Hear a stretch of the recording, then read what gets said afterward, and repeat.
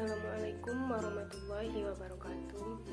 Perkenalkan, nama saya Aziza dengan NIM 2105030016, Prodi Sosiologi, Fakultas Ilmu Sosial dan Ilmu Politik, Universitas Maritim Raja Ali Haji.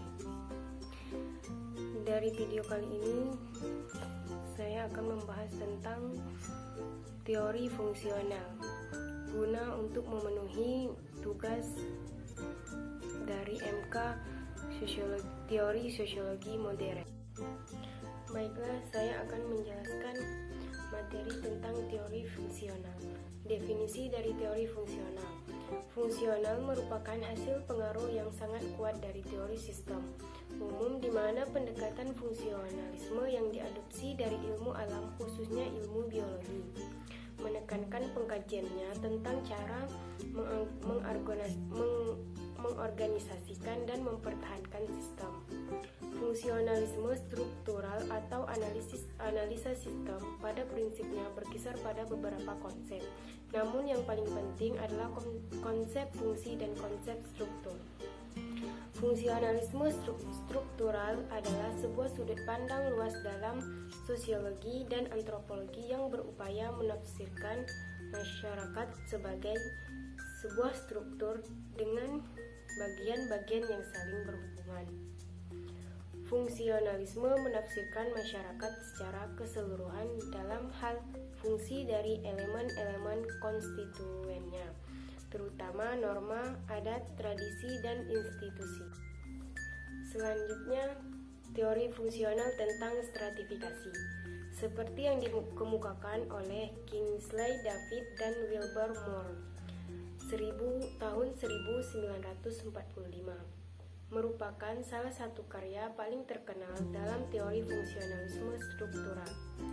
David dan Moore menjelaskan bahwa mereka memandang stratifikasi sosial sebagai sesuatu yang universal dan niscaya. Bagi mereka, tidak ada masyarakat yang tidak terstratifikasi atau sepenuhnya tanpa kelas. Stratifikasi, menurut pandangan mereka, adalah keniscayaan fungsional. Semua masyarakat membutuhkan sistem semacam itu, dan kebutuhan ini terwujud dalam sistem stratifikasi. Mereka juga memandang sistem stratifikasi sebagai struktur dengan menegaskan bahwa stratifikasi tidak hanya berarti individu dalam sistem stratifikasi, namun juga sistem posisi. Maka dari itu, para pendukung teori ini melakukan usaha bagaimana memotivasi masyarakat dan menempatkan orang-orang ke dalam posisi-posisi yang tepat di dalam sistem stratifikasi. Di sini ada dua hal yang harus diperhatikan, yakni pertama, bagaimana masyarakat membangkitkan di dalam individu-individu yang tertentu keinginan untuk menduduki posisi tertentu. Kedua, setelah orang itu menerima untuk menduduki posisi yang cocok untuk stratifikasinya. Selanjutnya, bagaimana masyarakat membangkitkan di dalam diri orang itu keinginan untuk memenuhi persyaratan-persyaratan yang dituntun oleh posisi itu, atau bagaimana ia menjalankan tugas-tugas sesuai dengan posisinya itu. Ketiga, posisi-posisi di dalam masyarakat menuntun sejumlah bakat dan kemampuan tertentu.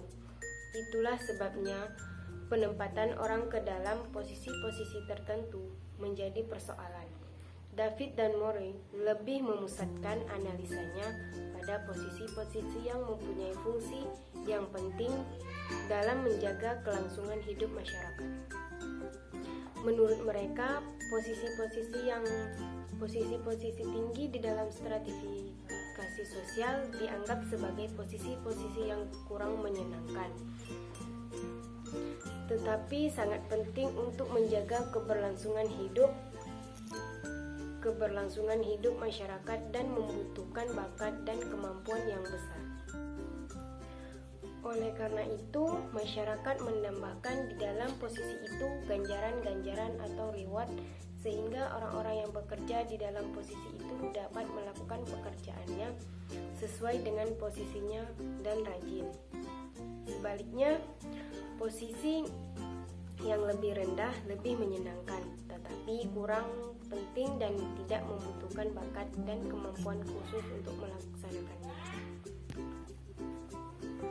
Masyarakat juga tidak menganggap terlalu penting bahwa orang-orang yang menduduki posisi-posisi itu harus melaksanakan tugasnya dengan rajin.